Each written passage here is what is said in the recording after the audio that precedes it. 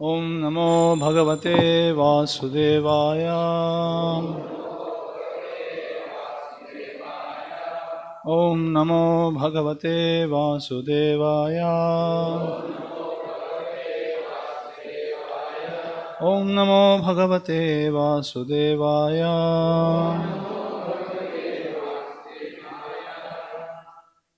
Chapter 22. Chapter entitled The Descendants of Ajamedha. So this chapter has a lot of verses till the completion of the chapter without purport. So those who know only English, you can follow the text here, and for Tamil people the translations will be read because it's so many verses has to be covered, so I'm not repeating in English. Hare Krishna. Srimad Bhagavatam 9வது காண்டம் அத்தியாயம் 22. அத்தியாயத்தின் தலைப்பு அஜமீடரின் வம்சத்தினர். இப்போ நம்ம 33வது பதத்திலேருந்து பார்க்க இருக்கோம். இப்போ 33லேருந்து கிட்டத்தட்ட ஒரு 20-25 பதங்கள் பொருளுரை இல்லாமல் இருக்குது. ஸோ அதனால் வெறுமனே இப்போ நான் தமிழில் மட்டும் படிக்கிறேன். அதன் பிறகு நம்ம எந்த ஸ்லோகம் பொருளுரையோடு இருக்கோ அதிலிருந்து நம்ம திரும்ப சொல்லுவோம். பதம் 33. பரீட்சித் மகாராஜனே, உமது தந்தையான அபிமன்யு சுபத்திரையின் கர்ப்பத்திலிருந்து அர்ஜுனரின் மகனாக பிறந்தார். அவர் எல்லா அதிரதர்களையும் 1000 ரத வீரர்களுடன் போரிடக்கூடியவர்கள் வென்றவராவார். அவரிலிருந்து விராட் ராஜனின் புதல்வியான உத்தரையின் கர்ப்பத்தின் மூலமாக நீர் பிறந்தீர். பதம் 34. குருக்ஷேத்திர போர்க்களத்தில் குருவம்சம் அழிக்கப்பட்ட பிறகு துரோணாச்சாரியரின் மகனால் பிரயோகிக்கப்பட்ட பிரம்மாஸ்திரத்தினால் நீரும் கொல்லப்படும் தருவாயில் இருந்தீர். ஆனால் பரமபுருஷராகிய ஸ்ரீ கிருஷ்ணரின் கருணையால் மரணத்திலிருந்து நீர் காப்பாற்றப்பட்டீர். பதம் 35. அரசே, உமது 4 மகன்களான ஜனமேஜயன், சுருதசேனர், பீமசேனர், உக்ரசேனர் ஆகியோர் மிகவும் சக்தி வாய்ந்தவர்கள். இவர்களில் ஜனமேஜயன் மூத்தவராவார். பதம் 36. தக்ஷகன் என்ற பாம்பினால் உமக்கு ஏற்பட போகும் மரணத்தின் காரணத்தால் உமது மகனான ஜனமேஜயன் கடும் கோபமடைந்து உலகிலுள்ள எல்லா பாம்புகளையும் கொன்று விடுவதற்குரிய ஒரு யாகத்தை செய்வார். பதம் 37. ஜனமேஜயன் உலகம் முழுவதையும் வென்ற பிறகு கலக்ஷரின் மகனான துரரை தனது புரோகிதராக ஏற்று அஸ்வமேத யாகங்களை செய்வார். அதற்காக அவர் துரங்கமேதஷாட் என்று அறியப்படுவார். பதம் 38.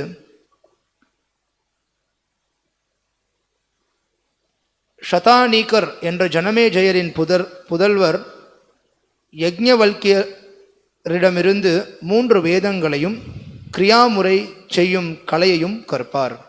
மேலும் அவர் கிருபாச்சாரியரிடமிருந்து யுத்த கலையையும் ஷௌனகரிடமிருந்து தெய்வீக விஞ்ஞானத்தையும் ஏற்றுக்கொள்வார்.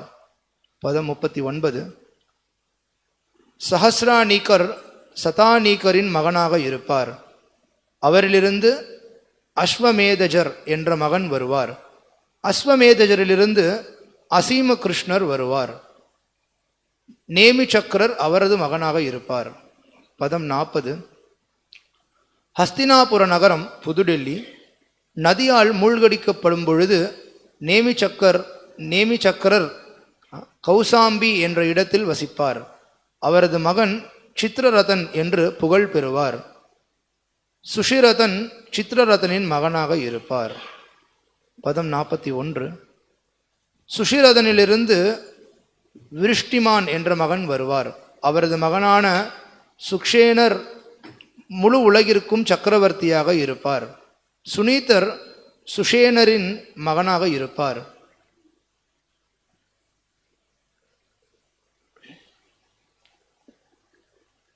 நிருச்சக்ஷு சுனீதரின் மகனாக இருப்பார். நிருச்சக்ஷுவிலிருந்து சுகீநலன் என்ற மகன் வருவார். பதம் 42. பரிப்ளவன் சுகீநலனின் மகனாக இருப்பார். அவரது மகனாக சுனயர் இருப்பார். சுனையரிலிருந்து மேதாவி என்ற மகனும், மேதாவியிலிருந்து நிருபஞ்சயனும், நிருபஞ்சனிலிருந்து தூர்வரும், தூர்வரிலிருந்து திமியும் வருவார்கள். 43. திமியிலிருந்து பிருஹத்ரதரும், அவரிலிருந்து சுதாசரும், சுதாசரிலிருந்து சதானீகரும் வருவார்கள். சதானீகரிலிருந்து துர்தமனர் வருவார், அவரிலிருந்து மஹீனரர் என்ற மகன் வருவார். 44, 45. மஹீனரரின் மகனாக தண்டபாணி இருப்பார், நிமி அவரது மகனாக இருப்பார், அவரிலிருந்து க்ஷேமக மகாராஜன் பிறப்பார். நான் இப்பொழுது பிராமணர்களுக்கும் சத்திரியர்களுக்கும் பிறப்பிடமானதும் தேவர்களாலும் மாமுனிவர்களாலும் பூஜிக்கப்படுவதுமான சந்திர வம்சத்தை பற்றி உமக்கு விவரித்தேன். இக்கலியுகத்தில் க்ஷேமகர்தான் கடைசி சக்கரவர்த்தியாக இருப்பார். இப்பொழுது நான் மாகத வம்சத்தின் எதிர்காலத்தை பற்றி விவரிக்கப் போவதை கவனமாக கேளும். பதங்கள் 46 48 வரை. ஜராசந்தனின் மகனான சகதேவருக்கு மார்ஜாரி என்ற மகன் இருப்பார். மார்ஜாரியிலிருந்து சுதஸ்ரவரும், அவரிலிருந்து யுதாவும், அவரிலிருந்து நிரமித்ரரும் வருவார்கள். சுனக்ஷத்ரர் நிமித்ரரின் மகனாக இருப்பார், அவரிலிருந்து பிருஹத்சேனரும், அவரிலிருந்து நிரமித்ரனின் மகனாக இருப்பார். அவரிலிருந்து பிருஹத்சேனரும், பிருஹத்சேனரிலிருந்து கர்மஜித்தும் வருவார்கள். சுதஞ்சயர் கர்மஜித்தின் மகனாக இருப்பார், அவரது மகனாக விப்ரரும், விப்ரரின் மகனாக சுஷியும் இருப்பார்கள். சுஷியின் மகனாக க்ஷேமரும், அவரது மகனாக சுப்ரதரும், சுப்ரதரின் மகனாக தர்மசுத்ரரும் இருப்பார்கள். தர்மக்ஷுத்ரரிலிருந்து சமன் வருவார், சமனிலிருந்து தியுமத் க்ஷேணரும், அவரிலிருந்து சுமதியும், சுமதியிலிருந்து சுபலரும் வருவார்கள். 49. சுபலரிலிருந்து சுனீத்தரும், சுனீத்தரிலிருந்து சத்யஜித்தும், அவரிலிருந்து விஸ்வஜித்தும், விஸ்வஜித்திலிருந்து ரிபுஞ்சயரும் வருவார்கள். இவர்கள் அனைவரும் 1000 ஆண்டுகளுக்கு உலகை ஆளவிருக்கும் பிருஹத்ரதனின் வம்சத்தை சேர்ந்தவர்களாக இருப்பார்கள். பொருளுரை: இது ஜராசந்தனிலிருந்து துவங்கி 1000 ஆண்டுகளுக்கு தொடரவிருக்கும் ஓர் ஏகாபத்திய ராஜ்யத்தின் சரித்திரமாகும். ஸ்ரீமத் பாகவதம் 9ஆம் காண்டத்தின் அஜமீடரின் வம்சத்தினர் என்னும் தலைப்பை கொண்ட 22ஆம் அத்தியாயத்திற்கான பக்தி வேதாந்த பொருளுரைகள் இவ்வாறு நிறைவு பெறுகின்றன.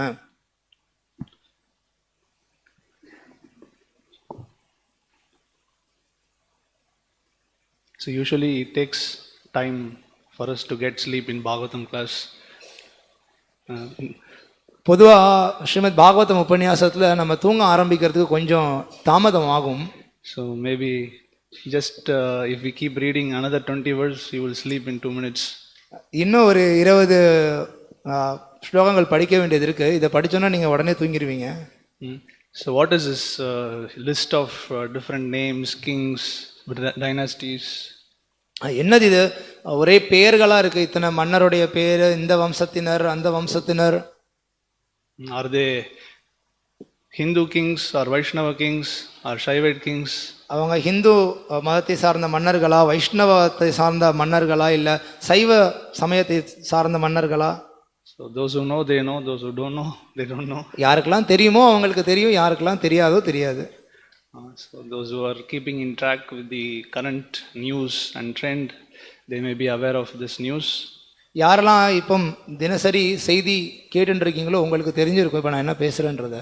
There was a movie on which big debates are going on. ஒரு திரைப்படத்தை பற்றி மிகப்பெரிய வாக்குவாதமானது நடந்துருக்கு. So we agree with the movie. நம்ம இந்த படத்தை ஏற்றுக்கிறோம். So definitely there is no word Hindu in Shastras, Prabhupada said. அதில் சொல்லப்பட்டிருக்கிறத போல பிரபுபாதரும் சொல்லியிருக்கார், சாஸ்திரத்தில் ஹிந்து அப்படின்னு ஒரு வார்த்தையே கிடையாது. So definitely they are not Hindu kings. அதனால ஹிந்து மன்னர்கள் அப்படின்றது யாரும் இல்லை. So what do you say? Agree? ஏற்றுக்கிறீங்களா? நீங்கள் என்ன சொல்கிறீங்க? So point is, yes, the word Hindu was given later, but whomsoever were following the Vaishnava or the Vedic traditions, they were all called as Sanatana Dharma. They were all coming under the category of Sanatana Dharma. Hindu அப்படின்ற வார்த்தையானது பிற்காலத்தில் வந்ததுன்றது உண்மைதான் அப்படின்ற போதும் இப்போ இந்த மாதிரியான கொள்கையை பின்பற்றி வந்துட்டு இருந்த மன்னர்கள் அவங்க எல்லாரும் சனாதன தர்மத்தை கடைபிடிச்சிட்டு இருந்தாங்கன்னு சொல்லப்படுது. So let it be Shaivites or Shaktas or Vaishnavas, it's a very simple logic to understand. They're all coming under the same folder. இப்போ ஒருத்தங்க சைவ சமயத்தை சார்ந்தவன் மன்னராக இருந்தாரா இல்லை அவர் வைணவத்தை சார்ந்தவரா அப்படின்லாம் பார்த்தோம்னா இது எல்லாமே சனாதன தர்மத்தின் கீழே தான் வருது. So somebody was giving an example that a scientist from the West, we breathe oxygen, but this word oxygen was given on recent time. ஒருத்தங்க ஒரு வாதத்தை முன் வைத்தாங்க. அதாவது நம்ம தினசரி இப்போ ஆக்சிஜன் சுவாசிக்கிறோம் இல்லையா, நம்ம மூச்சு விடும் பொழுது நம்ம மூச்சு இழுக்கும் பொழுது ஆக்சிஜன் பயன்படுத்துகிறோம். ஆனால் விஞ்ஞான ரீதியாக அந்த வார்த்தையானது சமீப காலத்தில் தான் கொடுக்கப்பட்டது. So before giving this word oxygen, so what we were breathing? அந்த ஆக்சிஜன்ற வார்த்தையை விஞ்ஞானிகள் கொண்டு வரதுக்கு முன்னர் நம்ம எதை சுவாசிச்சுட்டு இருந்தோம்? Same oxygen. அதே ஆக்சிஜனை தான் சுவாசிச்சுட்டு இருந்தோம். The name was given later. பேரானது பின்னர் கொடுக்கப்பட்டது. So the name Hindus was given later. அதே போல ஹிந்து அப்படின்ற வார்த்தையானது பின்னர் கொடுக்கப்பட்டது. So another 20 verse we have to read. So just I don't want you to get tired. So therefore I had to put this masala. இன்னும் ஒரு 20 பதங்கள் படிக்க வேண்டியது இருக்கு. நீங்க எல்லாம் அப்படியே சோர்வாய் தூங்கிட கூடாதுன்றதுக்காக இந்த கருத்தை நடுவில் இப்ப சொன்னேன். Sukadeva Goswami is also narrating verses after verses. Parikshit Maharaj, time is getting near. Sukadeva கோஸ்வாமியும் ஒரு பதங்களா சொல்லிட்டே போயிட்டே இருக்காரு. பரீட்சித் மகாராஜுக்கான நேரமும் குறைஞ்சிக்கிட்டே போயிட்டு இருக்கு. Only 7 days is there. What is this? Swamiji is just telling different names. Where is Krishna Leela? 7 நாள் தான் இருக்கு, இன்னும் நேரம் குறைஞ்சுட்டு இருக்கு. இவர் என்ன இன்னும் பேர்களா சொல்லிட்டு இருக்காரு, கிருஷ்ண லீலை எங்க? And all rishis are around, are speaking among themselves. This history class is very boring. I will, I have my sleep well mattress. I'll sleep. When story comes, you wake me up. அங்கே சூழ்ந்திருந்த எல்லா முனிவர்கள் எல்லா மகான்களும் இந்த மரத்துக்கு அடியில் உட்காந்து கேட்டுட்டு இருக்க கதை தூக்கம் வருதுப்பா, நான் கொஞ்சம் போய் தூங்கிட்டு வரேன், எப்போ மீண்டும் வேற ஏதாவது நல்ல கதை ஆரம்பிக்குதோ அப்போ எழுப்பி விடுங்க அப்படின்னாங்களா? So no, they were all giving their rapt attention to hear these things. இல்லையே, இதை ரொம்ப தெளிவாக கவனத்தோட கேட்கறதுல அவங்க ஆழ்ந்திருந்தாங்க. So why? Because Krishna is going to appear in this dynasty. ஏன் அப்படின்னா கிருஷ்ணர் இந்த வம்சத்துல தோன்ற போறார். For that matter, the whole 9 cantos Sukadeva Goswami had to build to give Krishna Leela. So மொத்தம் 9 இதுக்கு முன்னர் இருக்க 9 காண்டங்களையும் பார்த்தோன்னா சுகதேவ கோஸ்வாமி படிப்படியா விலக்கி 10வது காண்டத்துல கிருஷ்ணலீலை கொண்டு வரதுக்கான ஏற்பாடு பண்ணிட்டு இருக்காரு. So Krishna, the supreme personality of Godhead, his pastimes are very difficult to understand. கிருஷ்ணர் பரமபுருஷ பகவான், அவருடைய லீலைகளை புரிந்துக்கிறது அப்படின்றது ரொம்ப கடினமானது. So to make ourselves qualified, Sukadeva Goswami had to spend so many verses, so many chapters, so many days just to come to this Samam Bonam. நம்மளை அதற்கு அவர் தகுதிப்படுத்தணும்ன்றதுக்காக அவர் இத்தனை அத்தியாயங்கள், இத்தனை காண்டங்கள், இத்தனை ஸ்லோகங்கள் எல்லாத்தையும் சொல்லி இறுதியில கிருஷ்ணரை பத்தி வரக்கூடிய தசமஸ்த ஸ்கந்தத்தை அடுத்தது பேச போறார். And also we can see so many kings have listed. That means you can understand for how many ages this dharma was protected by saintly kings. இத்தனை மன்னர்களுடைய பெயர்கள் இதில் குறிப்பிடப்பட்டிருக்கப்ப நம்ம புரிஞ்சுக்கலாம் தர்மம் அப்படிங்கிறத எத்தனை மன்னர்கள் பாதுகாத்து கொண்டு வந்திருக்காங்க அப்படின்னு. So it is not simply they are ordinary people, they are all great saintly kings. அவங்க ஏதோ சும்மா சாதாரண மக்கள் கிடையாது, அவ்வளவு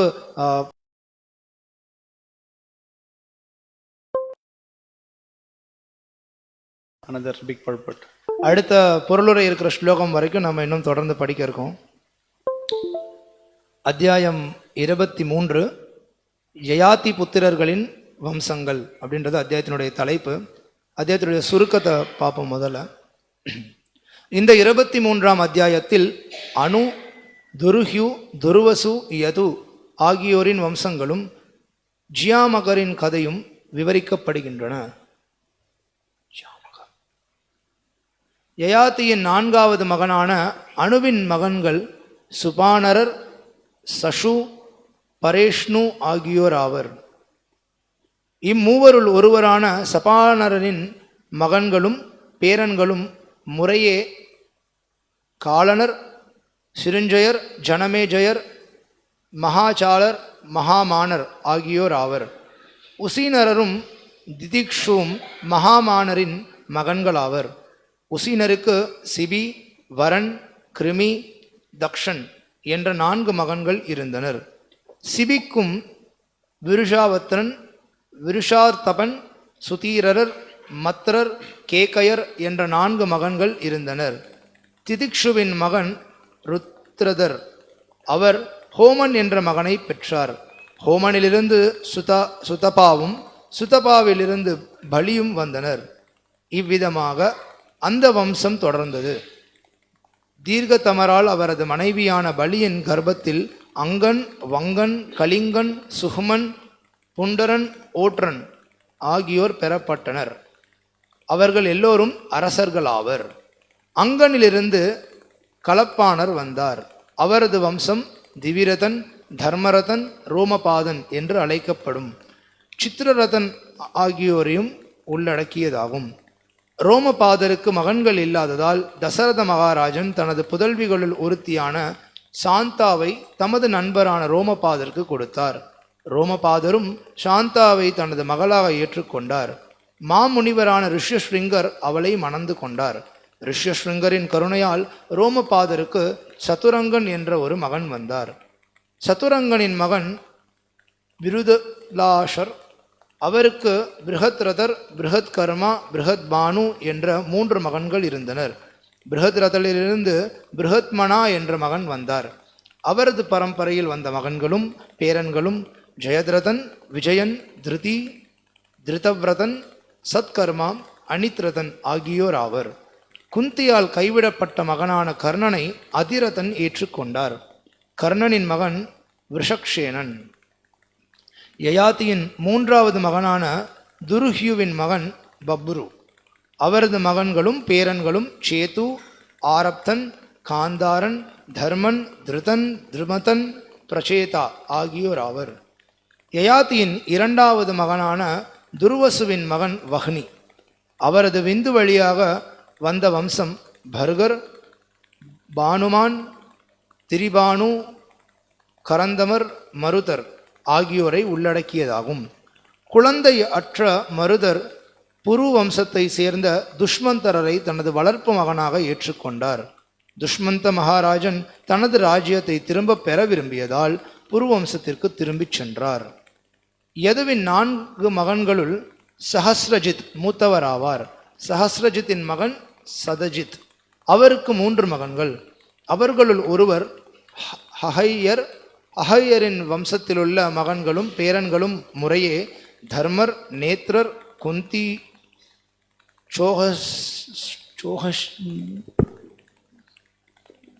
சோஹஞ்சி, மஹிஷ்மான், பத்ரசேனகர், தனகர், கிருதவீரியர், அர்ஜுனர், ஜெயத்வஜர், தாலஜங்கர், விதிஹேத்ரர் ஆகியோர் ஆவர். விதிஹேத்ரனின் மகன் மது. அவரது மூத்த மகன் விருஷ்ணி எனப்படுவார். யது, மது, விருஷ்ணி ஆகியோரின் காரணத்தால் அவர்களது வம்சம் யாதவ, மாதவ மற்றும் விருஷ்ணி வம்சங்கள் எனப்படுகின்றன. யதுவின் மற்றொரு மகன் குரோஷ்டர். அவரிலிருந்து விரிஜினவான், சுவாஹிதர், விஷத்கு, சித்ரரதர், ஷஷபிந்து, பிருதுரஷவர், தர்மர், உசனா, ருச்சகர் ஆகியோர் வந்தனர். ருச்சகருக்கு 5 மகன்கள். அவர்களுள் ஒருவர் ஜாமிகர் எனப்பட்டார். ஜாமிகருக்கு மகன் இல்லை.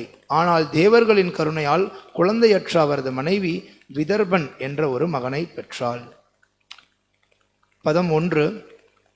சுகதேவ கோஸ்வாமி கூறினார், யயாதியின் 4வது மகனான அணுவிற்கு சபானரன், சக்ஷு, பரேஷ்ணு என்ற 3 மகன்கள் இருந்தனர். அரசே, சபானரிலிருந்து காலனரர் என்ற மகன் வந்தார். அவரிலிருந்து சிருஞ்சயர் என்ற மகன் வந்தார். பதம் 2. சிருஞ்சயரிலிருந்து ஜனமேஜயன் என்ற மகன் வந்தார். ஜனமேஜயனிலிருந்து மகாசாலரும் அவரிலிருந்து மகாமனாவும் அவரிலிருந்து உசீனரர், திதிக்ஷு என்ற 2 மகன்களும் வந்தனர். பதம் 3, 4. சிபி, வரன், கிருமி, தக்ஷன் ஆகியோர் உசீனரின் 4 மகன்கள் ஆவர். சிபியிலிருந்து விருஷாபத்ரன், சுதீரர், மத்ரர், ஆத்ம தத்துவ வித்கேகயர் என்ற 4 மகன்கள் வந்தனர். திதிக்ஷுவின் மகன் ருஷத்ரதர், அவரிலிருந்து ஹோமரும், ஹோமரிலிருந்து சுதபாவும், அவரிலிருந்து பலியும் வந்தனர். பதம் 5. தீர்க்கதமரின் விந்தின் மூலமாக உலகச் சக்கரவர்த்தியான பலியின் மனைவியால் அங்கன், வங்கன், கலிங்கன், சுக்மன், புன்றன், ஓற்றன் என்ற 6 மகன்கள் பிறந்தனர். பதம் 6. அங்கன் முதலான 6 மகன்கள் பிறகு இந்தியாவின் கிழக்கு திசையில் உள்ள 6 மாநிலங்களுக்கு அரசர்களாயினர். அந்த மாநிலங்கள் அந்தந்த அரசர்களின் பெயர்களுக்கு ஏற்ப அறியப்பட்டன. அங்கனிலிருந்து கலப்பாணன் என்ற மகனும், அவரிலிருந்து திவிரதன் என்ற மகனும் வந்தனர். பதம் 7 10 வரை. திவிரதனிலிருந்து தர்மரதன் என்ற மகன் வந்தார். அவரது மகன் சித்ரரதன். அவர் ரோமபாத என்று பிரசித்தி பெற்றார். ஆனால் ரோமபாதருக்கு குழந்தை இல்லை. ஆகவே அவரது நண்பரான தசரத மகாராஜன் சாந்தா என்ற தம் சொந்த மகளை அவருக்கு கொடுத்தார். ரோமபாதரும் அவளை தன் மகளாக ஏற்றுக்கொண்டார். அதன் பிறகு அவள் ரிஷ்யஸ்ருங்கரை மணந்து கொண்டாள். ஸ்வர்கலோகத்து தேவர்கள் மழையை பொழிய தவறிய பொழுது ரிஷ்யஸ்ருங்கர் ஒரு யாகம் செய்வதற்கு புரோகிதராக நியமிக்கப்பட்டார். அவர் விலைமாதர்களிடம் நடனம், இசை, நாடகம், விலைமாதர்களின் ஆலிங்கனம் மற்றும் ஆராதனை ஆகியவற்றால் கவர்ச்சியூட்டப்பட்டு வனத்திலிருந்து அழைத்து வரப்பட்டார். ரிஷ்யஸ்ருங்கர் வந்த பிறகு மழை பொழிந்தது. அதன் பிறகு குழந்தை இல்லாத தசரத மகாராஜனின் சார்பாக புத்திர காமேஷ்டி யாகத்தை ரிஷ்யஸ்ருங்கர் செய்தார். ரிஷ்யஸ்ருங்கரின் கருணையால் ரோமபாதரிலிருந்து சதுரங்கன் பிறந்தார். சதுரங்கனிலிருந்து பிருதுலாஷன் பிறந்தார்.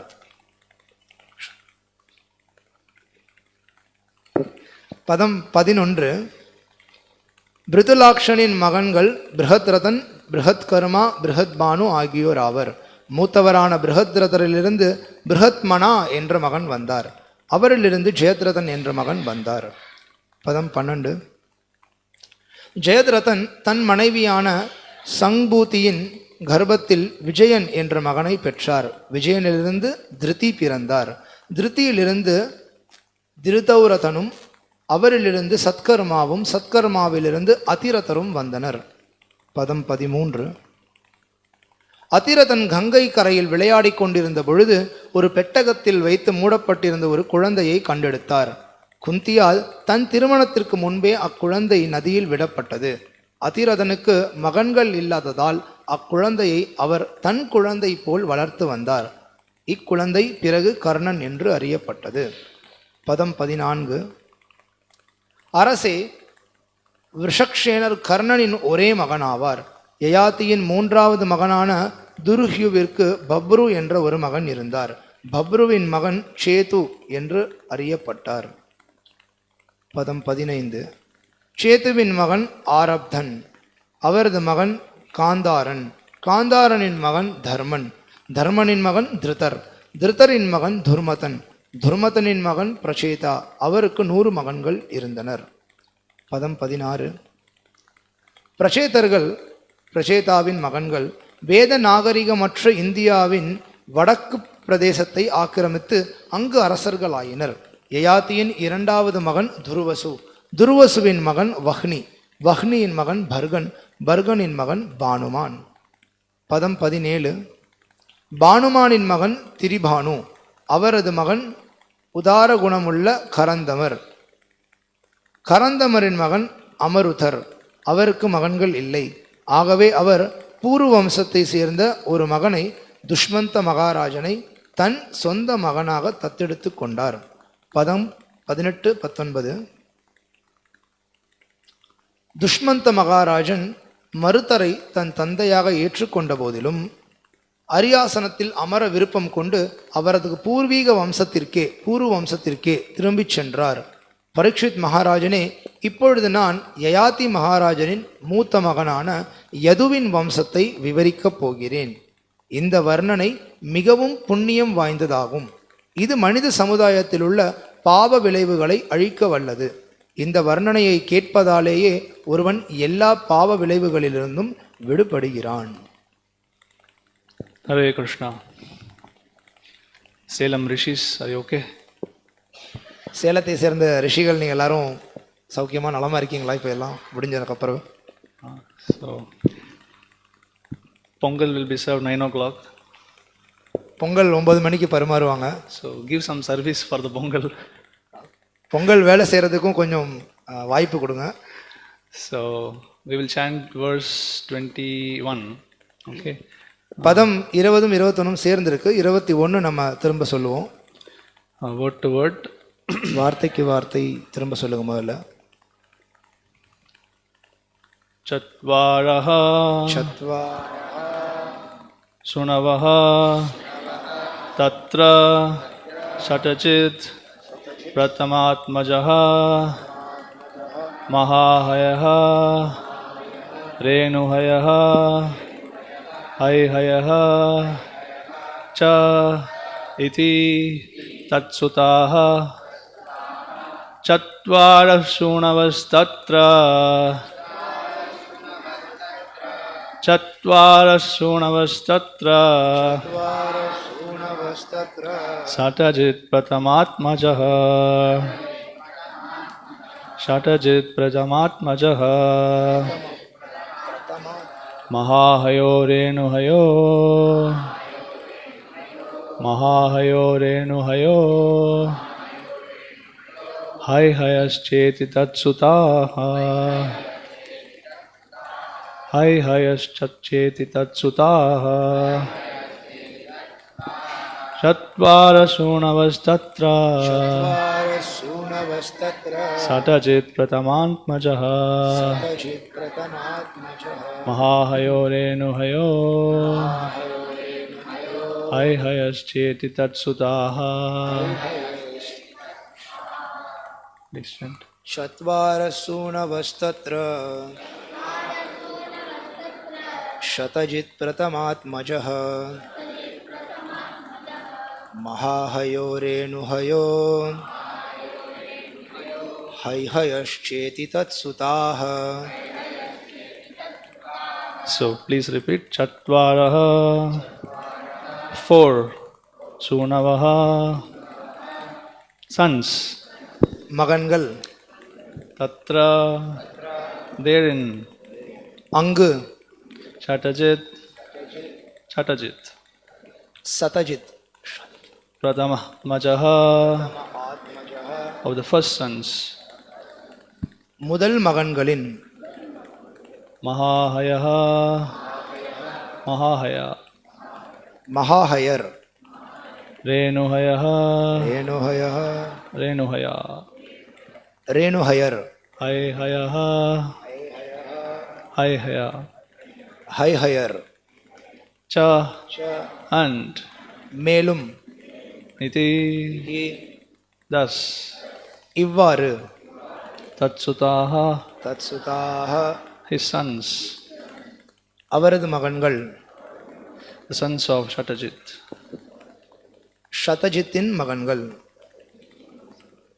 Translation and purport by His Divine Grace A.C. Bhaktivedanta Swami Srila Prabhupada, Founder Acharya ISKCON and BPD. Translation: The Supreme Personality of Godhead, Krishna, the Super Soul in the hearts of all living entities, descended in his original form as human being in the dynasty or family of Yadu. Yadu had 4 sons named Sahasrajit, Kroshta, Nala, Ripu. Of these 4, the eldest, Sahasrajit, had a son named Satajit, who had 3 sons named Mahahaya, Renuhaya and Haihaya. மொழிபெயர்ப்பு பொருளுரை வழங்கியவர் அகில உலக கிருஷ்ண பக்தி இயக்கத்தின் ஸ்தாபகாச்சாரியர் தெய்வ திரு ஆசா பக்தி வேதாந்த சுவாமி ஸ்ரீல பிரபுபாதர். மொழிபெயர்ப்பு: அனைத்து ஜீவராசிகளிலும் பரமாத்மாவாக இருப்பவரும் பரமபுருஷரமாகிய பகவான் ஸ்ரீ கிருஷ்ணர் அவரது சுயரூபத்தில் ஒரு மானிடராக யது வம்சத்தில் அவதரித்தார். யதுவிற்கு சஹஸ்ரஜித், குரோஷ்டா, நலன், ரிபு என்ற 4 மகன்கள் இருந்தனர். இந்நால்வரில் மூத்தவரான சஹஸ்ரஜித்திற்கு சதஜித் என்ற ஒரு மகன் இருந்தார். அவருக்கு மகாஹயர், ரேணுஹயர், ஹயஹயர் என்ற 3 மகன்கள் இருந்தனர்.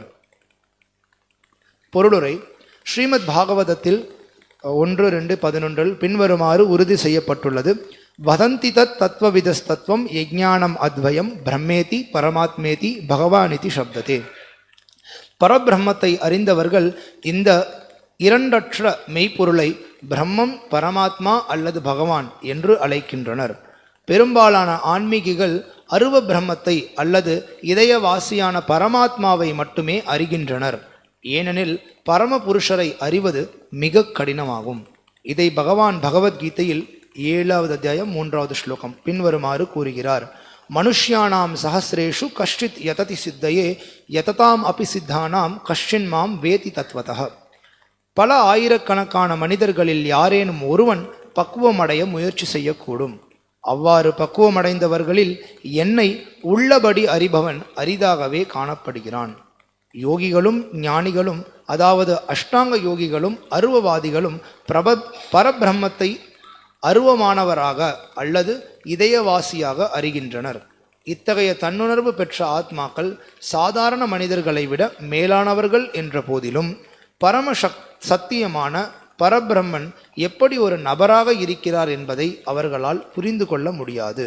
எனவேதான் பிரம்மனை அறிந்துள்ள ஆத்மாக்களான பல சித்தர்களில் யாரேனும் ஒருவர் ஒரு மனிதரைப் போல் நராகிருதி காணப்படும் ஸ்ரீ கிருஷ்ணரை அறியக்கூடும்.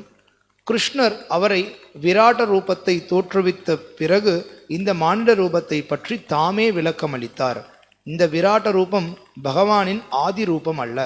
பகவானின் சுயமான ஆதி ரூபம் த்விபுஜ ஷியாம சுந்தர ரூபமாகும். அதாவது ஒரு புல்லாங்குழலை வாசிக்கும் இரு கைகளுடன் கூடிய பகவானை, முரளிதரரை இது குறிக்கிறது. எம் ஷியாம சுந்தரம் அச்சிந்திய குணஸ்வரூபம்.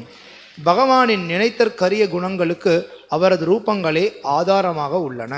பகவான் தமது ஒரு சுவாச காலத்தில் எண்ணற்ற பிரபஞ்சங்களை பராமரிக்கிறார் என்ற போதிலும் அவர் ஒரு மானிடனை போன்ற அதே ரூபத்தில் உடையணிந்திருக்கிறார்.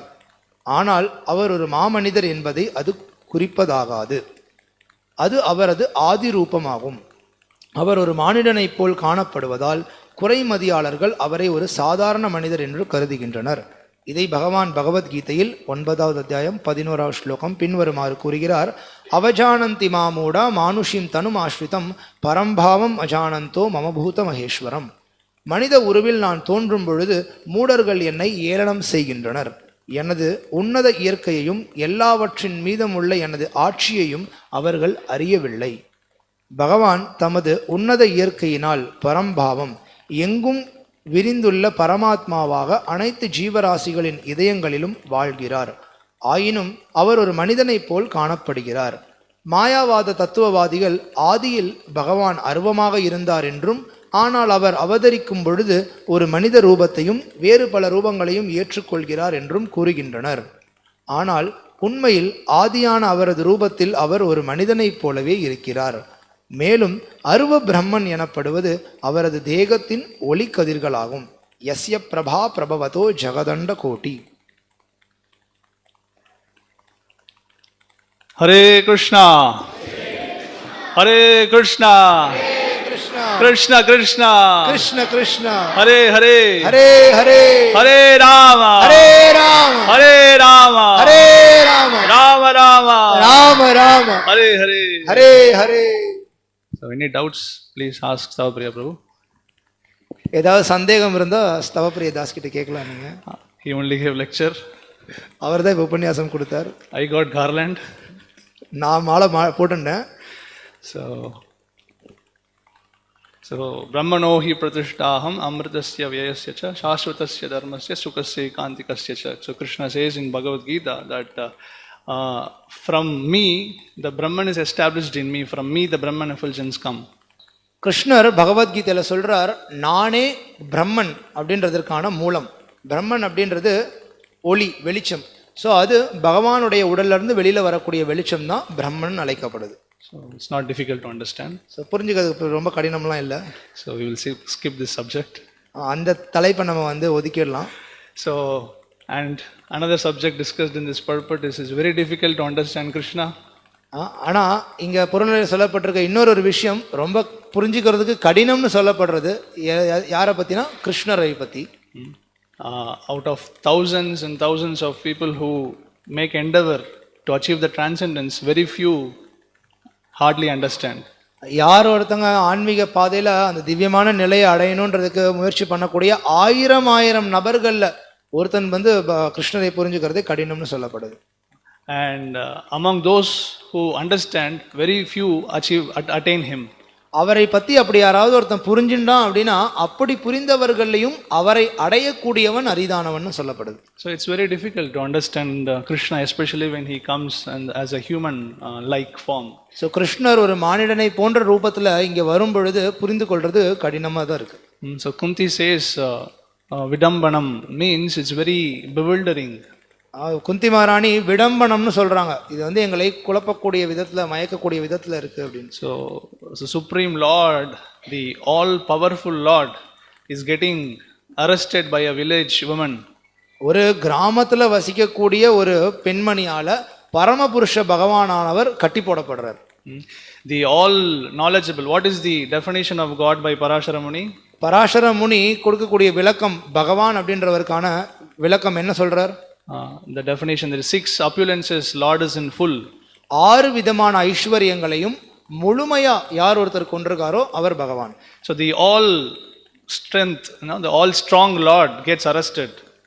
முழுமையான பலம் உடையவர் பகவான், ஆனா அவர் இங்க கைது செய்யப்படுறார், பிடிக்கப்படுறார். So the Damodar pastime we are celebrating now. இப்போ நம்ம இந்த தாமோதர லீலையை கொண்டாடிட்டு இருக்கோம். So it's very bewildering. ரொம்ப குழப்பக்கூடிய விதத்துல இருக்கு. The all knowledgeable Lord forgets that he is Bhagavan. எல்லா ஞானமும் உடைய பகவான் நான் பகவானுங்கிறத மறக்கிறார். And when he forgets, nobody can help him, even God cannot help him. அப்ப பகவானே அவர் நான் பகவான்றதை மறந்துட்டாருன்னா யாரால அவருக்கு உதவி பண்ண முடியும்? பகவானால கூட உதவி பண்ண முடியாது. So when he forgets, he perfectly forgets. அவர் மறக்கணும்னு மறந்தாருன்னா அவ்வளவு பக்குவமா அவர் மறக்கிறார். Whatever he does is very perfect. அவர் என்ன பண்ணாலும் அதை பக்குவமானதா பண்றார். Sometimes he gets lost while playing with coward boys. அவர் வந்து இந்த இடைச்சிறுவர்களோட விளையாடும் பொழுது திடீர்னு சில சமயங்கள்ல எங்கேயாவது காணாம போயிடுறார். So when he gets lost, he is perfectly lost. அவர் காணாம போகும்பொழுது அதே மாதிரி தான் பக்குவமா காணாம போயிடுறார். Nobody can find him. யாராலையும் அவரை கண்டுபிடிக்க முடியாது. எங்க தொலைஞ்சு God cannot find him. கடவுளால கூட கண்டுபிடிக்க முடியாது. And then we can see all knowledgeable Lord is learning from Mother Yashoda how to crawl. எல்லா ஞானமும் உடைய பகவான் அவருடைய தாய் யசோதையிடம் இருந்து எப்படி வந்து தவழணும்ன்றதை கத்துக்கிறார். And then the all renounced Lord is manifesting all anarthas. எல்லா நற்குணங்களும் உடைய பகவான் அவர் அனர்த்தங்களை வெளிக்காட்டுறார். The 6 opulences, there is one all renounced. 6 ஐஸ்வர்யங்கள்ல ஒரு விஷயம் பார்த்தீங்கன்னா துறவு பத்தி சொல்லப்படுது. That means no bad qualities. துறவு அப்படின்னா அவருக்கு எந்த விதமான கெட்ட குணாதிசயங்களும் கிடையாதுன்னு அர்த்தம். So he is manifesting all anarthas. ஆனா அவர் அனர்த்தங்களை காட்டுறார். He lust, anger, greed, envy, madness, illusion, kama, krodha, lobha, mada, matsarya. காமம், கோபம், பேராசை, பொறாமை, இந்த குணங்கள் எல்லாத்தையும் அவர் வந்து வெளிக்காட்டுறார். So first of all he is asking milk, give me milk. முதல்ல கேட்கிறார், எனக்கு பால் கொடுங்க. He is expressing different. Lust doesn't mean only sexual desire, any desire. காமம் அப்படின்னா பாலுறவை சொல்றது மட்டும் காமம் கிடையாது. எந்த விதமான ஆசை இருந்தாலும் அது காமம்னு அழைக்கப்படுது. And then when he is not getting sufficient milk, then he wants more milk. So இப்போ பால் வந்து இன்னும் அதிகமா வேணும்னு கேட்கிறார். Greed, he is manifesting greed. பேராசையை வெளிக்காட்டுறார். And then when he is not getting milk, then he is showing his anger. எப்ப பால் கிடைக்கலையோ உடனே கோபத்தை வெளிப்படுத்துறார். Then he becomes he forgets he is God, he is in illusion. அவர் வந்து தான் பகவான் அப்படின்றத மறந்து அறியாமையில இருக்கார். So you can see all anarthas he is manifesting. Then he cries, அழுகிறார். எல்லா அனர்த்தங்களையும் இந்த மாதிரி வெளிக்காட்டுறாரு பாருங்களேன். na sochati na kanchati, Krishna says. கிருஷ்ணர் கீதையில சொல்றார், ஒருத்த எந்த விதமான ஏக்கமும் கவலையும் பெற்றிருக்க தேவையில்லை அப்படின்னு. But here Krishna forgets Bhagavad Gita. ஆனா கிருஷ்ணர் இங்க அந்த பகவத்கீதையை அவரே மறந்துடுறார். So like this the all riches Lord, he is stealing butter. பகவான் எல்லா செல்வமும் உடையவர்னு சொல்லப்படுது. அவர் என்ன பண்றாரு? வெண்ணெயை திருடுறாரு. The Lakshmipati, the owner of all opulences, he is stealing butter. Lakshmipathi, Lakshmi வந்து எல்லா ஐஸ்வர்யங்களையும் உடையவங்க, அவங்களுடைய கணவர் இவர், அவர் வந்து திருடிட்டு இருக்கார். So how to understand all these contradictions? எப்படி இந்த எல்லா எதிரும் புதிருமா இருக்கக்கூடிய விஷயங்களை புரிஞ்சுக்கிறது, முரண்பாடாக இருக்கக்கூடிய விஷயங்களை புரிஞ்சுக்கிறது.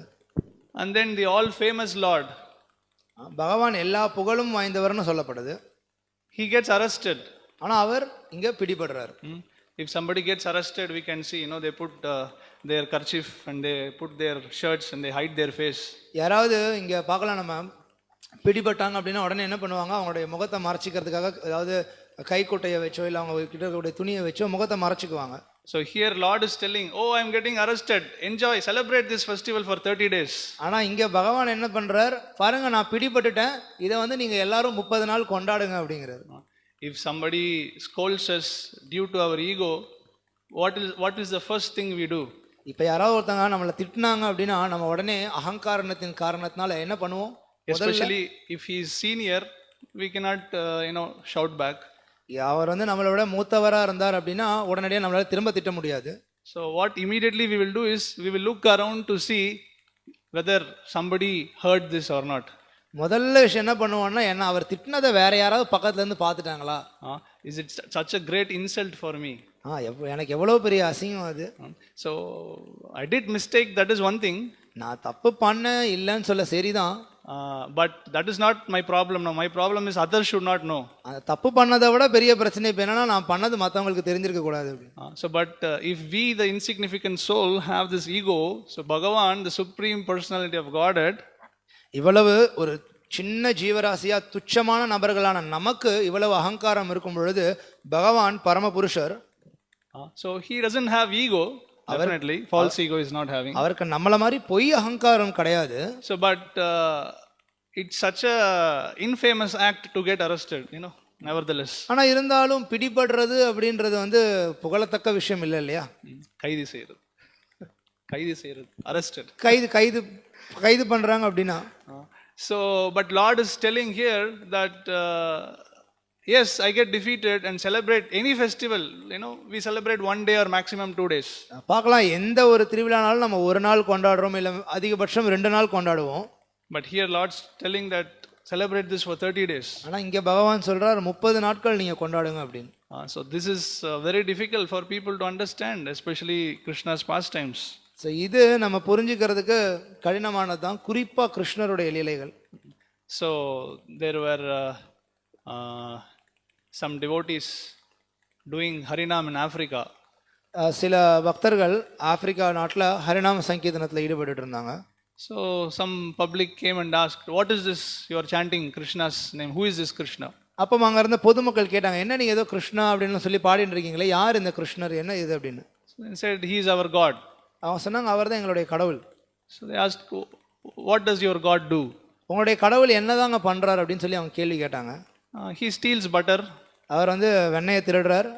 Sometimes he dance with other men's wife. சில சமயத்தில் அடுத்தவங்க மனைவியோட நடனம் ஆடுவார். So they get more bewildered. அவங்களுக்கு இன்னும் குழப்பமாயிடுது. So already they are confused with our activities. நம்ம பண்ற செயல்களை பார்த்து ஏற்கனவே அவங்களுக்கு குழப்பம். So when the devotee gave some esoteric explanation, he became more confused.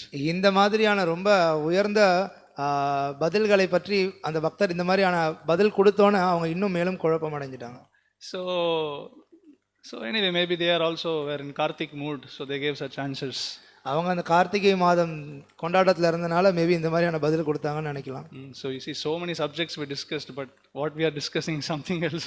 எவ்வளோ விஷயங்கள் நம்ம படித்து இப்போ ஏதோ வேற ஏதோ பேசிட்டு இருக்கோம். So we try to take advantage of any given small opportunity.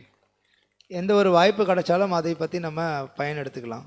So this Damodar pastime is a very amazing pastime. So இந்த தாமோதர லீலையானது ரொம்ப அற்புதமானது. So Mother Yashoda was getting various complaints that Krishna is stealing butter from other men's house. யசோதாமாக்கு புகார் நிறைய வருது, கிருஷ்ணர் இந்த மாதிரி மற்றவங்களுடைய வீட்டில் போய் அவர் வெண்ணெயை திருடுறார் அப்படின்னு. So she thought, okay, let me myself put full focused attention and do the best butter. So அவங்க நினைக்கிறாங்க, நான் என்னுடைய முழு கவனத்தையும் செலுத்தி இருக்கிறதுலே சிறந்த வெண்ணெயை நான் கிருஷ்ணருக்கு கொடுக்கணும். So the best grass was given to the best cows. இருக்கிறதுலே சிறந்த பசுக்களுக்கு சிறந்த புற்கள் கொடுக்கப்பட்டது. So it is said that the flavor was there, padmagandha, the flavor was coming in the milk. அந்த சிறந்த புற்களை சாப்பிட்டனால அந்த பசுமாடுகள் கொடுத்த பால்ல இருந்து அப்படியே நறுமணம் வந்ததாம். பத்மகந்தான்னு சொல்லப்படுது அந்த நறுமணம். And then the milk has to be boiled, and then the butter has to be churned. அதுக்கப்புறம் பாலை காய்ச்சணும், காய்ச்சின பால்ல இருந்து வெண்ணெய் எடுக்கணும். So Mother Yashoda doing laborious work to please Krishna. யசோதாமா அதுக்கான உழைப்பை போட்டு கிருஷ்ணருக்காக பண்ணிட்டு இருக்காங்க. So while churning the butter, she is singing various pastimes of Krishna. இப்போ அந்த பால்ல இருந்து அவங்க வெண்ணெயை கடைஞ்சிட்டு இருக்கும் பொழுது கிருஷ்ணருடைய பல லீலைகளை வந்து பாட்டா பாடிட்டு இருக்காங்க. So Krishna is sleeping inside. கிருஷ்ணர் உள்ள தூங்கிட்டு இருக்கார். But this singing of Yashoda disturbed Krishna. ஆனா இந்த யசோதாமா பாடிட்டே செஞ்ச செயலானது கிருஷ்ணருக்கு தொந்தரவா அமையுது. So this is the first sankirtan which disturbed Krishna. கிருஷ்ணரை வந்து அசௌகரியமாக்கி தொந்தரவு பண்ண முதல் சங்கீர்த்தனம் இதுதான். So he comes, then he asking, give me milk. அவர் வரார், வந்து எனக்கு பால் கொடுங்க அப்படின்னு கேட்கிறார். So then Yashoda feeds her breast milk. யசோதாமா தாய்ப்பால் கொடுக்குறாங்க. The Lord who is coming from the ocean of milk, he is eagerly desiring to drink Yashoda's milk. பார்க்கடல்ல இருந்து வந்த பகவான் தன்னுடைய தாயான யசோதையினுடைய பாலை குடிக்கிறதுக்கு அவ்வளோ ஆர்வமா இருக்கார். So what is the special in that milk? இந்த பால்ல அப்படி என்ன சிறப்பான விஷயம் இருக்கு? So it is not about milk, it is about devotion, bhakti. அது பாலை பற்றின விஷயம் கிடையாது, அவங்களுடைய பக்தியை பற்றின விஷயம். So people ask, how is prasadam so tasty? கேட்பாங்க மக்கள், பிரசாதம் எப்படிங்க இருந்தது அப்படின்னா ரொம்ப ருசியா இருந்ததுங்க. So how it is so tasty? எப்படி அது அவ்வளோ ருசியா இருந்தது? Apart from Shakti masala, we put Bhakti masala. உள்ள சக்தி மசாலா போடுறது மட்டும் இல்லாம அதுல பக்தி அப்படின்ற மசாலாவும் உள்ள இருக்கு. So Bhagavan is not after milk or different items, he is after Bhakti. பகவான் பாலையோ அதுக்கு பின்னாடி மற்ற பதார்த்தங்கள் பின்னாடியோ நோக்கி இல்ல, அவர் பக்தியை நோக்கி இருக்கார். So at this moment what happens, the milk which was kept on the stove was overflowing. அந்த அடுப்புல வைக்கப்பட்டிருந்த பால் இப்ப கிருஷ்ணருக்கு யசோதாமா இங்க தாய்ப்பால் கொடுத்துட்டு இருந்த சமயத்துல அந்த பாலானது பொங்குது.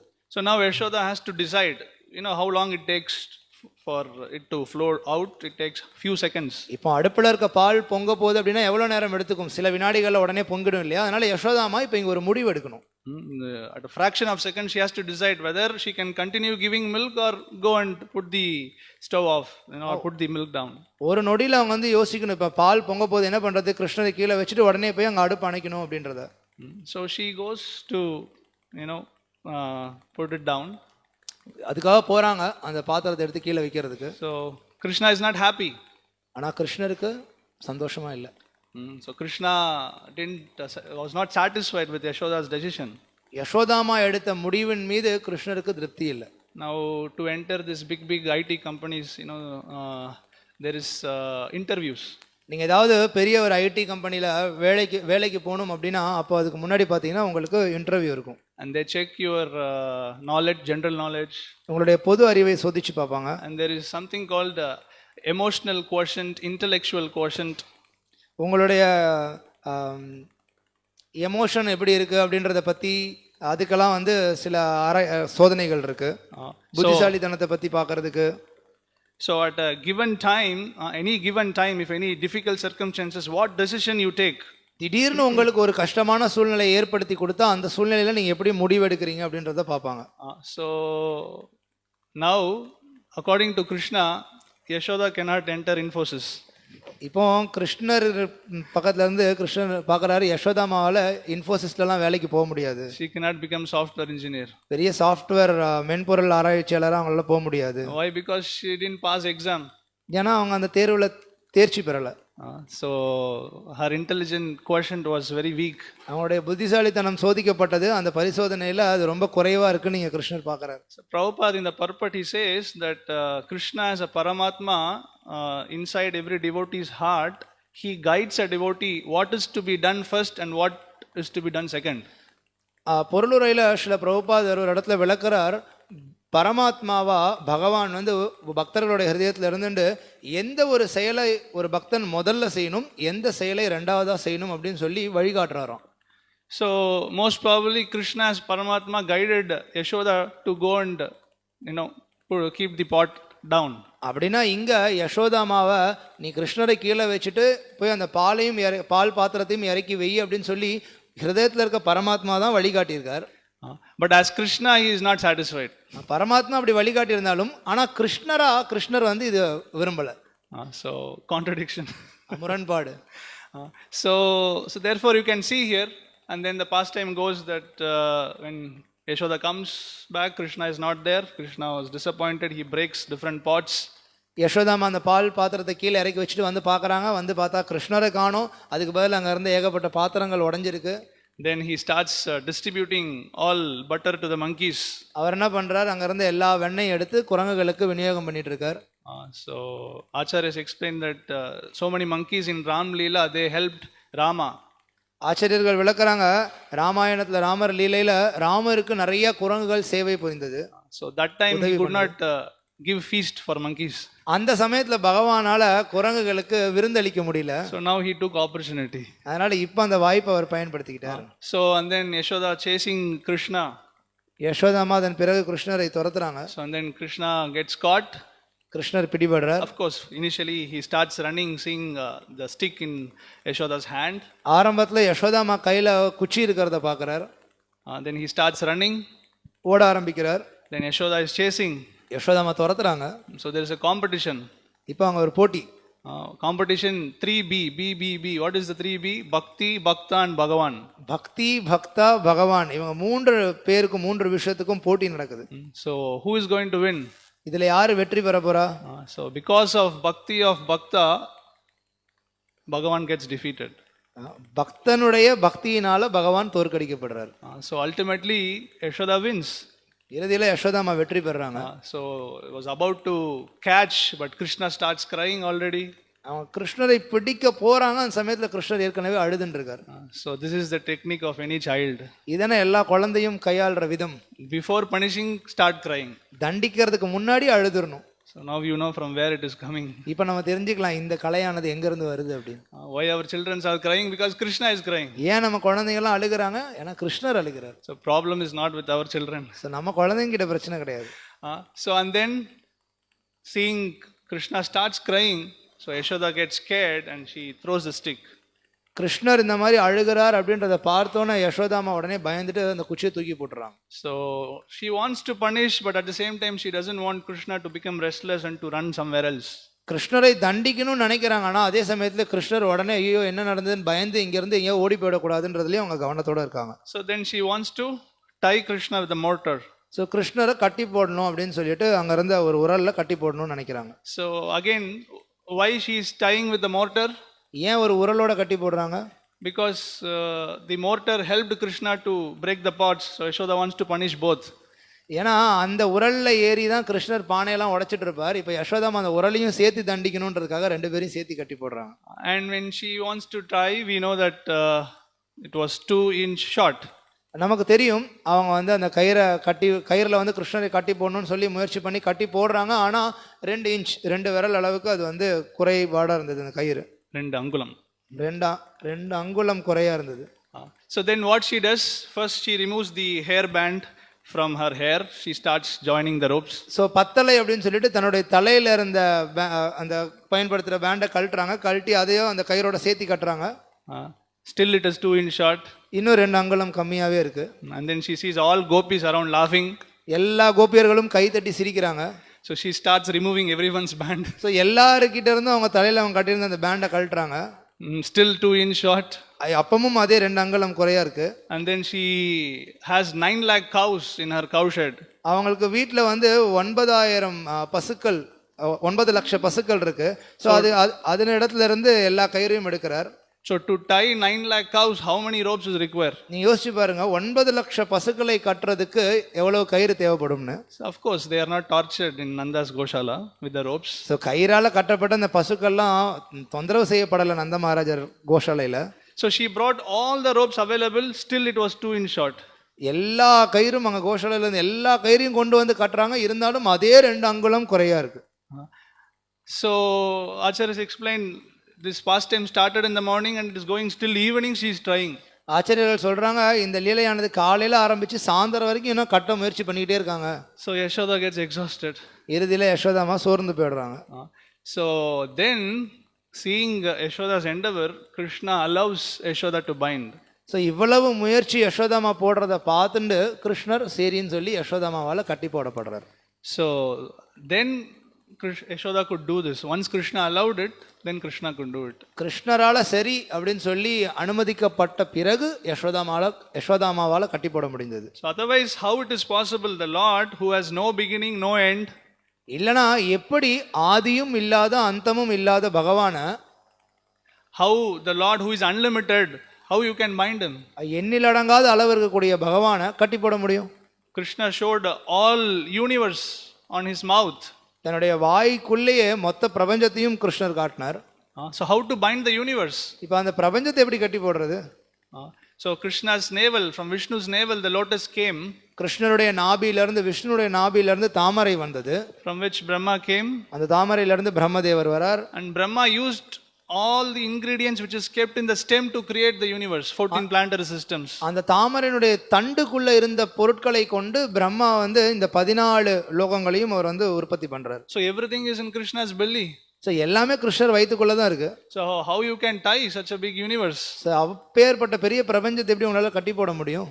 So ultimately with love, with devotion, with bhakti, it is possible to tie Lord. இறுதியில் எப்படி சாத்தியம்னா பக்தியின் மூலமா அன்பின் மூலமா நம்மளால கிருஷ்ணரை கட்டி போட முடியும். So this explained prema vashyata or britya vashyata. Prema வஷ்யதா or பிரித்ய வஷ்யதான்னு சொல்லப்படுது. Lord becomes a servant of devotees' love. பகவான் தன்னுடைய பக்தர்களுடைய பக்தி அன்பிற்கு சேவகனாகிறார். And this 2 inch, what is this 2 inch? Again Acharyas explain. இந்த 2 அங்குலம் அப்படின்றது எதை குறிக்குது? So one is endeavor, the other is mercy. 2 விஷயம், ஒன்னு முயற்சி, இன்னொன்னு கருணை. So in our devotional service, நம்ம பக்தி வாழ்க்கையில there is these 2 things. இந்த 2 விஷயமும் இருக்கு. We have to make our endeavor. நம்மளுடைய முயற்சியை போடணும். And then we have to depend on Lord's mercy. அதன் பிறகு நம்ம பகவானுடைய முழு கருணையும் சார்ந்து இருக்கணும். So these 2 things are must. ரெண்டுமே அவசியம். Some used to cheat us by saying, let Krishna give mercy, I will come to temple. சிலர் சும்மா சொல்லி ஏமாத்த முயற்சி பண்ணுவாங்க, கிருஷ்ணர் கருணை கொடுத்தாருன்னா நான் கோயிலுக்கு வராங்க அப்படின்னு. Let Krishna give you mercy, I'll give more donation. கிருஷ்ணர் கருணை காட்டி எனக்கு பணம் கொடுத்தாருன்னா நான் உங்களுக்கு தானம் பண்றேனோ. So we devotees know how it is cheating philosophy. நமக்கு பக்தர்களுக்கு தெரியும் இது எப்படி ஒரு ஏமாற்றக்கூடிய தத்துவம் அப்படின்னு. So this both things are there, endeavor and mercy. So 2 விஷயமும் இருக்கு, நம்மளுடைய முயற்சி அதன் பிறகு பகவானுடைய கருணை. So this Vrindavan, in Vrindavan these pastimes are so bewildering. விருந்தாவனத்தில் நடக்கக்கூடிய இந்த லீலைகளானது ரொம்ப நம்மளை குழப்பக்கூடியதா இருக்கு. Therefore Parikshit Maharaj is asking Sukadeva Goswami, what fortune did Nanda Maharaj and Yashoda performed? அதனாலதான் பரீட்சித் மகாராஜ் சுகதேவ கோஸ்வாமி கிட்ட கேட்கிறார், நந்த மகாராஜரும் யசோதாமாவும் என்ன அவ்வளவு மிகப்பெரிய பாக்கியம் பண்ணாங்க? So answering this question, Yashoda cha Mahabhaga, answering this one question, Sukadeva Goswami is narrating this whole chapter of Damodar pastime.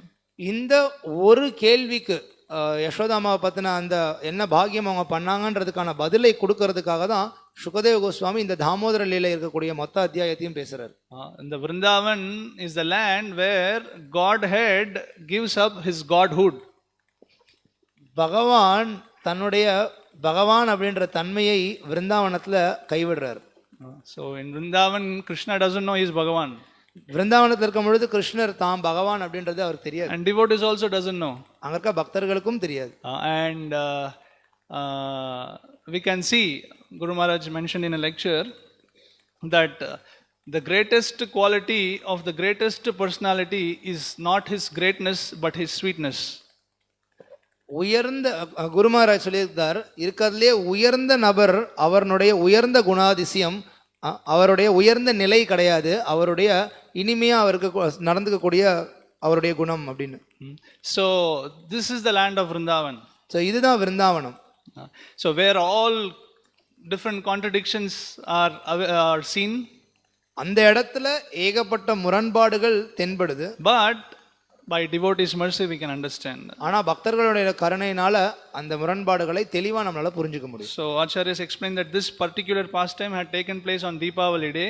ஆச்சாரியர்கள் விளக்குறாங்க இந்த குறிப்பிட்ட லீலையானது தீபாவளி தினத்தன்று நடைபெற்றது. So therefore the whole Kartik month we celebrate this. அதனால தான் இந்த கார்த்திக் மாதம் முழுவதும் நம்ம இதை கொண்டாடுறோம். So devotees undertake so many austerities in this month. இந்த குறிப்பிட்ட மாதத்துல பக்தர்கள் நிறைய பேர் நிறைய விரதங்களை மேற்கொள்வாங்க. But sometimes it is they speculate something and do something not authorized. சில சமயங்கள்ல அவங்களா சில விஷயங்களை கற்பனை பண்ணிக்கிட்டு எது அங்கீகரிக்கப்படாததோ அந்த மாதிரியான செயல்கள்லாம் பண்ணுவாங்க. So ultimately austerities, the goal of austerities should be we give less importance to the body and then we focus more on sadhana and service. பொதுவா விரதம் இருக்கிறது இந்த மாதிரி செய்யக்கூடிய விஷயங்கள் எதை நோக்கி இருக்கணும் அப்படின்னா நம்ம உடல் சார்ந்த கவனத்தை வந்து நம்ம குறைத்துக்கிட்டு சேவையும் நம்மளுடைய சாதனா நம்மளுடைய ஆன்மீக பயிற்சியிலையும் தீவிரத்தை காட்டணுன்றதுக்காக இருக்கணும். So sometimes devotees fast on Ekadashi. சில சமயத்துல பக்தர்கள் ஏகாதசி தினத்தன்று விரதம் இருப்பாங்க. And then you ask for service. ஆனா சேவைன்னு கூப்பிட்டு பாருங்க. பிரபுஜி ஏகாதசி. பிரபு இன்னைக்கு ஏகாதசி பிரபு. நிர்ஜல் ஏகாதசி. இன்னைக்கு நிர்ஜல் ஏகாதசி வேற. And then temple commander is thinking நிர்ஜல் Ekadashi. This is not நிர்ஜல் Ekadashi. உடனே கோயில் கமாண்டர் அவர் யோசிக்கிறார் இன்னைக்கு நிர்ஜல் ஏகாதசி இல்லையே அப்படின்னு. No bro, next Ekadashi is நிர்ஜல் Ekadashi. இல்ல ப்ரோ அடுத்த Ekadashi Nirjala Ekadashi bro. So 15 days already is preparing not to do service. 15 நாளைக்கு முன்னாடியே தயாராகிறார் சேவை பண்ணாம இருக்கிறதுக்கு. So this is not the goal of fasting. இது வந்து நம்ம விரதம் அனுஷ்டிக்கிறதுனுடைய நோக்கம் இப்படிப்பட்டது கிடையாது. So idea is you eat less, sleep less and do all bodily demands, reduce all bodily demands. நோக்கம் என்ன அப்படின்னா நீங்க சாப்பிட்றத குறைக்கணும், தூங்குறத குறைக்கணும், உடல் சார்ந்த செயல்களை நீங்க குறைக்கணும். And then you do more seva and more sadhana. ஆனா அது எல்லாத்தையும் குறைச்சிட்டு அதே சமயத்துல நீங்க உங்க சேவையும் உங்க ஆன்மீக பயிற்சியும் அதிகமா பண்ணணும். Wake up early and come for morning programs if you are not coming on other months. அதிகாலையில நீங்க எழுந்திருக்கணும். குறைந்தது இந்த மாதத்துல நீங்க வந்து காலையில நிகழ்ச்சிகளுக்கு வரலாம். எல்லா மாதமும் வரதில்லை அப்படின்னா குறைந்தது இந்த மாதம் மட்டுமாவது வரலாம். So we should take more serious opportunities in this month especially. குறிப்பா இந்த ஒரு மாதத்திலேயாவது நீங்க வந்து கிடைக்கிற எல்லா வாய்ப்புகளையும் தீவிரமா எடுத்துக்கணும். For pure devotees every day is 100% surrendered. தூய பக்தர்களுக்கு ஒவ்வொரு நாளுமே வந்து 100% அவங்க சரணாகதி அடைஞ்சுதான் இருக்காங்க. But for beginners such inspirations are given that at least to start with they can do in some such auspicious time. ஆனா ஆரம்பத்தில் இருக்கக்கூடியவங்க அவங்களுக்கு கொஞ்சம் உற்சாகத்தை கொடுக்கறதுக்காக இந்த மாதிரியான சில சமயங்கள்ல விசேஷ காலங்கள்லயாவது நீங்க இதை பண்ணுங்கன்னு சொல்லப்படுது. So I request all take the opportunity, become more serious in your spiritual life. So உங்க எல்லாருக்கும் நான் அந்த வேண்டுகோளை விடுறேன். நீங்க இந்த வாய்ப்பை எடுத்துக்கோங்க, எடுத்துக்கிட்டு உங்க ஆன்மீக வாழ்க்கையில தீவிரமா இருங்க. Otherwise we can see that how much austerities krita punya punja. For another questions of Parikshit Maharaj, Sukadeva Goswami replies that for millions of lifetimes these coward boys have accumulated punya to come to this stage where they are playing with the supreme personality of Godhead. அப்படி இல்லைன்னா நம்ம எவ்வளவு தவம் புரிஞ்சு எவ்வளவு புண்ணியம் சேர்க்க வேண்டியது இருக்கு பாருங்களேன். இன்னொரு பரீட்சித் மகாராஜுடைய கேள்விக்கு சுகதேவ கோஸ்வாமி பதில் கொடுக்கிறார் கிருத்த புண்ணிய புஞ்சா அப்படின்னு. அதாவது இந்த இடைச்சிறுவர்கள் யாரெல்லாம் கிருஷ்ணரோட விளையாண்டு இருக்காங்களோ அவங்க கோடிக்கணக்கான ஜென்மங்கள் அவங்க வந்து பார்த்தீங்க அப்படின்னா புண்ணியம் செஞ்சு அந்த செயல்களில் ஈடுபட்டு தவங்களில் ஈடுபட்டு அவ்வளவு சேர்த்த புண்ணியத்தின் விளைவாக அவங்க இப்போ கிருஷ்ணரோட விளையாண்டுட்டு இருக்காங்க அப்படின்னு சொல்றாரு. We know the austerities Devaki and Vasudeva have taken to beget Krishna. கிருஷ்ணரை பெற்றெடுக்கிறதுக்காக தேவகி வசுதேவர் எந்த அளவுக்கு அவங்க வந்து தவம் புரிந்தாங்கன்னு நமக்கு தெரியும். Thousands of years of tapasya they have performed. ஆயிரக்கணக்கான வருடங்கள் அவங்க வந்து தவங்கள் புரிந்தாங்க. And 3 lifetimes, correct? 3 ஜென்மங்கள்ல. Anybody remember? யாருக்கா ஞாபகம் இருக்கா? Anybody? What was the 3 lifetimes? Anybody? Tell. Prishni and Sutapa. And then Krishna comes as Prishni Garbha. And then second life. So முதல்ல பிருஷ்ணி சுதப்பா அப்படின்றவங்களுக்கு பிருஷ்ணி கர்ப்பாவா பகவான் வந்து தோன்றுறார். ரெண்டாவது Aditi and Kashyapa, and Krishna comes as Vamana. Vamana Devara our அதிதிக்கும் Kashyapa முனிவருக்கும் தோன்றுறார். And then Devaki Vasudev. அதுக்கு பிறகு தேவகி வசுதேவருக்கு கிருஷ்ணரா அவர் அவதரிக்கிறார். Thousands of years of austerities, and they had to wait for ages for Krishna to appear in their womb. அவங்களுடைய வயிற்றுல கிருஷ்ணர் தோன்றதுக்கு அவங்க ஆயிரக்கணக்கான வருடங்கள் பல ஜென்மங்களா தவங்கள் புரிய வேண்டியது இருந்தது. So it is not so easy. We want to go to Krishna. So கிருஷ்ணர்கிட்ட நம்ம போறது அப்படின்றது அவ்வளவு எளிமையானது கிடையாது. And then you can see first 6 children Devaki begot right in front of her eyes when they were just have taken birth. Kamsa kills them. அடுத்தது பாருங்களேன், தேவகிக்கு என்ன நடந்தது? முதல் 6 குழந்தைகள் பிறந்து சில நிமிடங்கள்லயே அவங்க கண் முன்னாடியே கொல்லப்பட்டாங்க.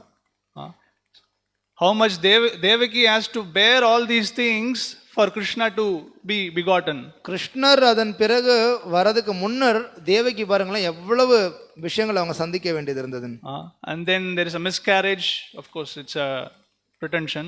அதன் பிறகு 7வதா அவங்களுக்கு கரு தவறிடுது. அது வெளிப்புறத்துல இருந்து பார்க்கிறதுக்கு. So Acharyas explained, so what are these 6 children, first 6 children, what are these 6 children representing? அப்புறம் ஆச்சாரியர்கள் விளக்குறாங்க அந்த 6 குழந்தைகள் எதை பிரதிநிதிக்குது அப்படின்னு சொல்லி. This represents the 6 anarthas, kama, krodha, lobha, mada, matsarya. காமம், கோபம், பேராசை, பொறாமை, அறியாமை, இந்த மாதிரியான 6 எதிரிகளையும் குறிக்கக்கூடியது இந்த 6 குழந்தைகள். So the 6 anarthas have to be destroyed. இந்த 6 அனர்த்தங்களும் அழிக்கப்படணும். And then Balaram, who is representing Guru Tattva, so he takes birth. அடுத்ததா பலராமர் அவர் தேவகியினுடைய வயிற்றுல வரார். அவர் குருவை பிரதிநிதிக்கூடிய குரு தத்துவம் அவர். So he comes and sow the seed of devotional service. அவர் பக்திங்கிற விதையை உள்ள விதைக்கிறார். And then Krishna comes. அதன் பிறகு கிருஷ்ணர் அங்க வரார். So it is not so easy, that we can go to Krishna Loka so easily. So கிருஷ்ணரோட இடத்துக்கு நம்ம போறதுன்றது அவ்வளவு எளிமையானது கிடையாது.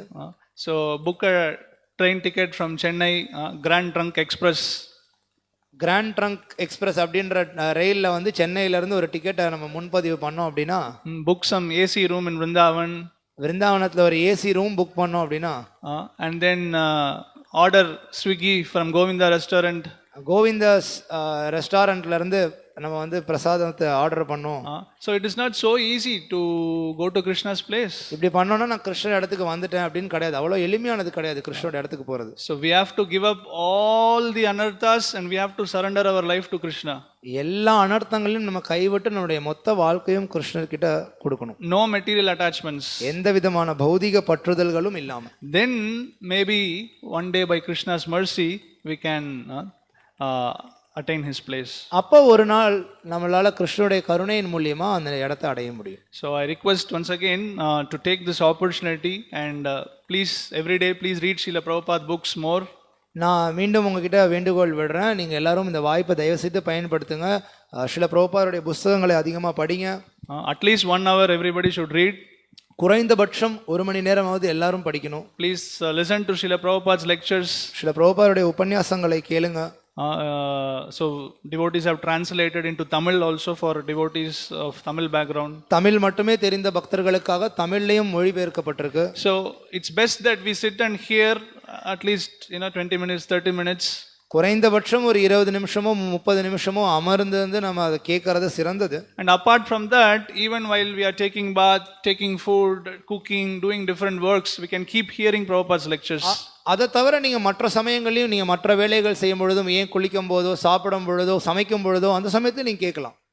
So please come forward to do more service. இன்னும் அதிகமா சேவை செய்யறதுக்கு முன்வாங்க. And give up all as much as possible, give up your attachments, material attachments. எவ்வளவுக்கு எவ்வளவு முடியுமோ உங்களுடைய பௌதிக பற்றுதலை கைவிடுங்க. Facebook, WhatsApp, Instagram. அது ஃபேஸ்புக்கா இருக்கலாம், வாட்ஸ்அப்பா இருக்கலாம், இன்ஸ்டாகிராமா இருக்கலாம். So wasting time every day in hearing material news. பௌதிக செய்திகளை கேட்டு நேரத்தை தினசரி வீணடிக்கிறத விட்டுட்டு, so reduce all these things. அது எல்லாத்தையும் நம்ம குறைத்து and develop more attachment for Krishna's subject matters. கிருஷ்ணரை சார்ந்த விஷயங்கள் மீது அதிகமா பற்றுதலை வளர்த்துக்கணும். So thank you very much. மிக்க நன்றி. Any questions, any comments? ஏதாவது கேள்விகள் கருத்துக்கள் இருந்தால் கேட்கலாம்.